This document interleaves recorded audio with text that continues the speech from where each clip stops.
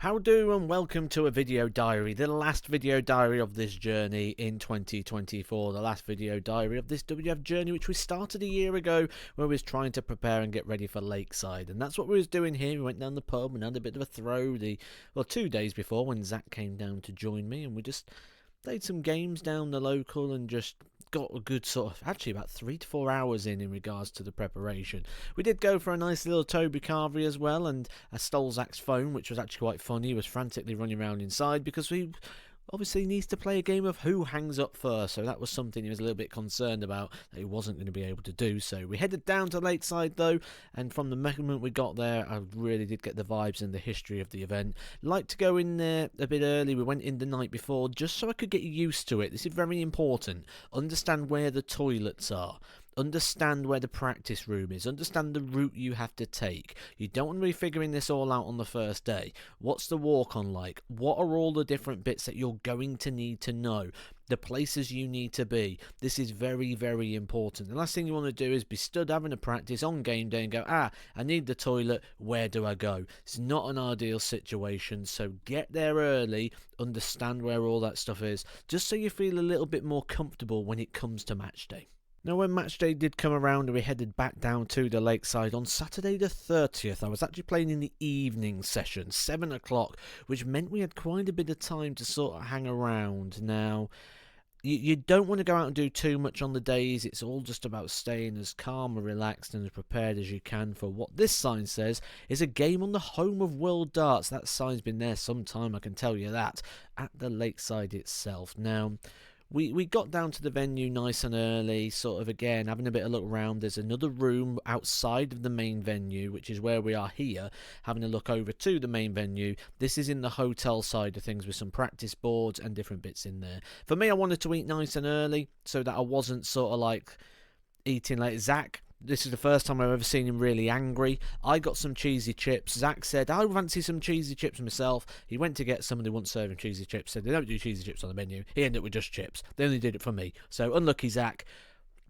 Onto the practice, and this is just a casual throw, not really playing any games or routines at this time, just throwing at the board, and it was all going quite well before changing into the now iconic already Dart Break Kid Matt Edgar's shirt. This is now over at the main venue itself, where you go over again early so that you can get a bit of time before the main crowd come in. You can just have a bit of time to get familiar with the board. There is a lot to take in there. I will do this in a separate video in regards to what this stage is like and how it compares to Ali Pali and what the differences are. So if you do want to see that sort of video, hit the subscribe button. I'll also be talking about what both World Championships are like from a player's perspective. What's the same? What's different? Not the obvious things like, oh, what's the prize money like? You know, we know that.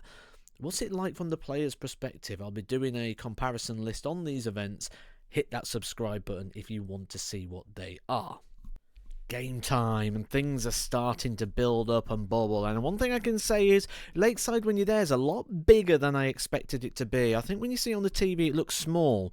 It's a bit like Ali Pali. It looks quite big on TV but it feels quite small. It's kind of the opposite with this, even though it's a lesser capacity in regards to the audience. Now, it was time to get to the stage. I mean, I absolutely love this part of it. This is the bit I actually got really relaxed with. I thought I'd be a little bit more heart ratey. I thought I'd be a bit more nervy in regards to the scenario of getting into this game, but actually I was really, really calm, despite the fact that when I go to the Oki these days, I really don't know what to expect from myself because, like I say, I don't get as much time these days to play games, to practice, and certainly sort of the issues I've had with the nerve in my arm just never really get comfortable before a match. And I did actually find real good peace at this moment going to the stage, which I thought was going to bring itself to some really good darts. Now, I'm guessing you all know the score and what happened in this game. It was a 2-0 victory to Jarno, but I'm not going to talk about that. I'm going to talk about the sort of the story of the game and from my perspective.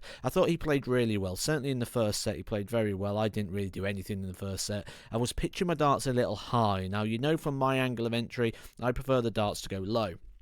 Now, I did feel like I was sort of struggling to really get into this game while I was sort of having a quite serious head on, and sort of like when I just relaxed and let myself go and just sort of played with, I won't say silliness, I'll just say with a little bit more freedom than I was playing with in the early parts. I thought I've got really into the game at that point. It was just a little bit too late, and when I called upon something from myself, that's when it didn't happen. I brought the second set back to 2 legs or my throw. That's where you ask yourself, right, go hold your throw. We're back to being from a leg away to being a set away again. It's game on. And at that point, I came up completely dry. 9 darts without a treble. You're not going to get away with that when you play someone like Yarno.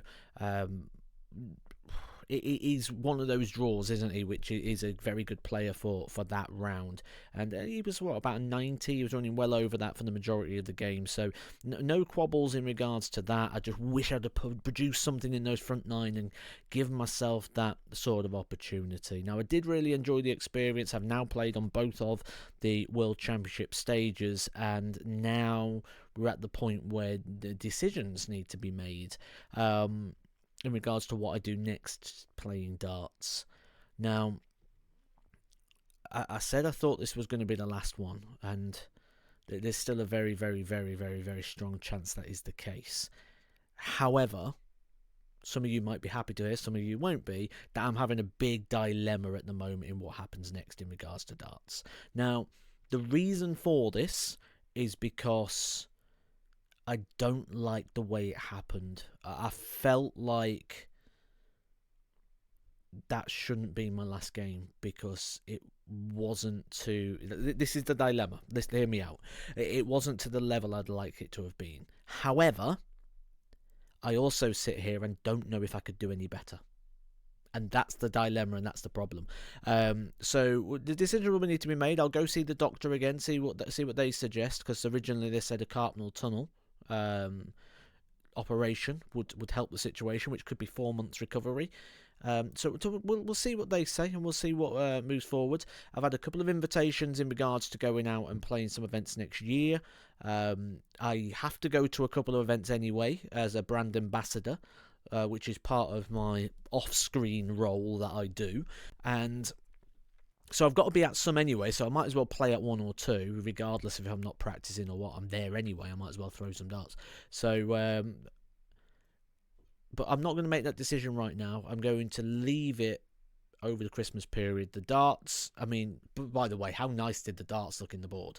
I thought they looked really, the new darts, the new flights, the colours, everything that went with that looked really good. The shirt was amazing. Huge thank you to Leon Cook for that. He is available as well. If you want your own custom shirts making, hit him up. I spoke to him on Twitter. Here's his Twitter account. He is very easy to work with. He's great with his designs. He'll change anything that you want doing within minutes. And I can't speak highly enough of the service that Leon Cook provided. So huge thank you to Leon for making that amazing shirt and some other amazing shirts as well, which unfortunately won't be seen as of yet. Maybe never. Depends on what happens over the next couple of weeks. But that was my Lakeside experience. I'm not going to try doing too much in this vlog. I'm going to put other videos out in regards to the stage and those changes like I've said before. But just know that regardless of the result, I enjoyed myself. I was happy. And I'm now glad that that's another thing ticked off the darting bucket list. Hope you've enjoyed this experience from the very first vlog up right the way through to Lakeside. It's been a journey that we've been on together, and that's that chapter closed. Hope you've enjoyed the ride, guys. Thank you. I'll catch you soon for some more Edgar TV.